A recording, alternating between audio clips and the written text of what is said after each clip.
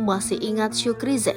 Dulu anggota DPRD Palembang ini dipecat dan dipenjara gara-gara pukul wanita di SPBU. Kini berani nyalek lagi di kota Palembang, sebut hilaf. Dulu kasusnya sempat viral, namun kini Syukrizen siap maju lagi menjadi bakal calon legislatif. Diketahui, Muhammad Syukrizen sempat viral karena memukul wanita di SPBU hingga ditetapkan jadi tersangka. Syukrizen sempat dipecat hingga dilakukan pergantian antar waktu selaku anggota DPRD Kota Palembang dari fraksi Gerindra karena penganiayaan yang dilakukan di SPBU. Ketua DPC Gerindra Kota Palembang, Prima Salam, membenarkan kalau Muhammad Syukrizen kembali mendaftar sebagai calon legislatif di Pileg Palembang 2024.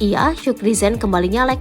Ia sudah menjalani hukuman dari negara dan namanya sudah direhabilitasi lagi sehingga tidak ada masalah lagi di KPU, kata Prima Salam.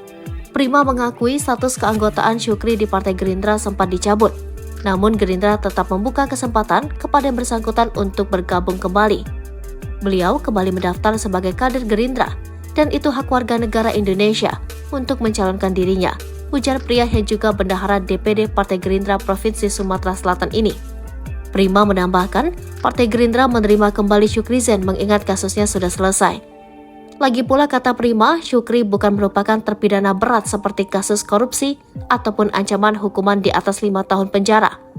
Apalagi, beliau bukan tersandung kasus korupsi dan hukumannya hanya beberapa bulan dan pastinya manusia itu punya hilaf, katanya. Syukrizen sendiri sebelumnya jadi anggota DPRD Palembang dari Dapil 6 meliputi Kecamatan Kertapati, Seberang Ulu 1 dan Jakabaring.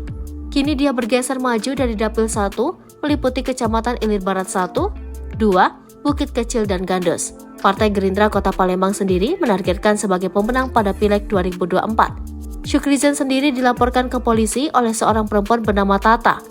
Korban melapor karena dianiaya di SPBU di Palembang pada 5 Agustus lalu. Saat itu cekcok yang berujung pemukulan bermula saat Syukrizen hendak menerobos antrean untuk mengisi bahan bakar.